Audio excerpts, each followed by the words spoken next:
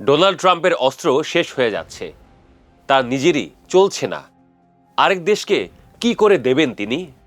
তাই এখন তুরস্কের দরজায় ঘুরঘুর করছে সৌদি আরব, আমিরাত, কুয়েত, কাতারের মতো উপসাগরীয় দেশগুলো।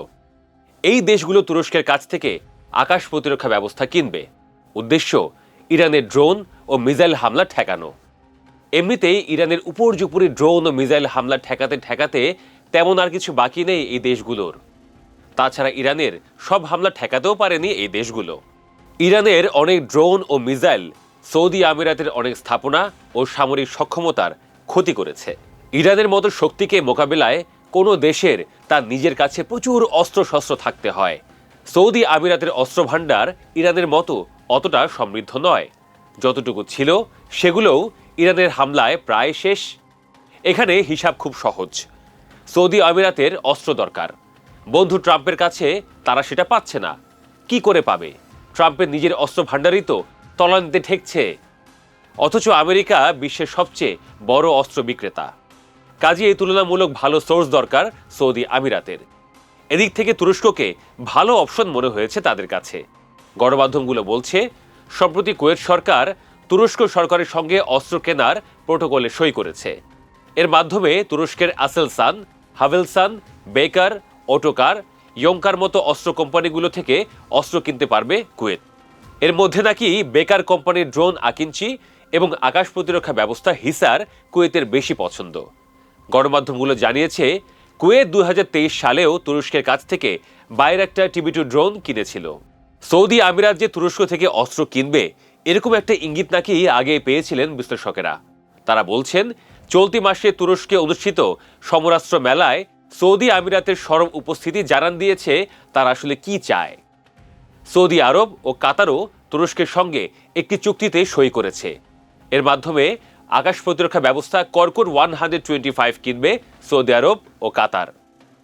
সৌদি আরব নাকি ড্রোন বিধ্বংসী লেজার সিস্টেমও কিনতে চায় তুরস্কের কাছ থেকে, এমনটাই জানিয়েছে গণমাধ্যমগুলো।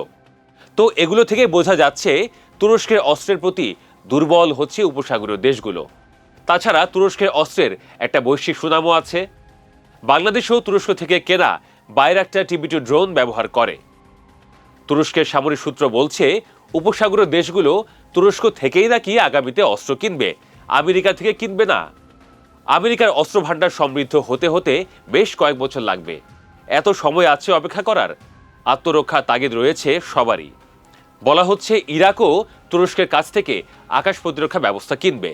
তবে উপসাগরীয় দেশ বিশেষ করে সৌদি আমিরাত, কাতার, কুয়েতি নাকি তুর্কি আকাশ প্রতিরক্ষা ব্যবস্থার সবচেয়ে বড় ক্রেতা হবে। তবে এখানে একটা চ্যালেঞ্জ রয়েছে। এই চ্যালেঞ্জ উপসাগরীয় দেশগুলো এবং তুরস্ক উভয় পক্ষের জন্যই।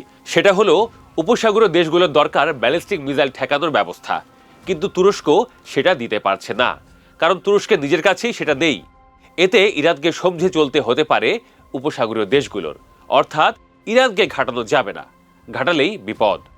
তুরস্ক থেকে আপাতত স্বল্প ও মাঝারি পাল্লার আকাশ প্রতিরক্ষা ব্যবস্থা কিনবে সৌদি আমিরাতরা।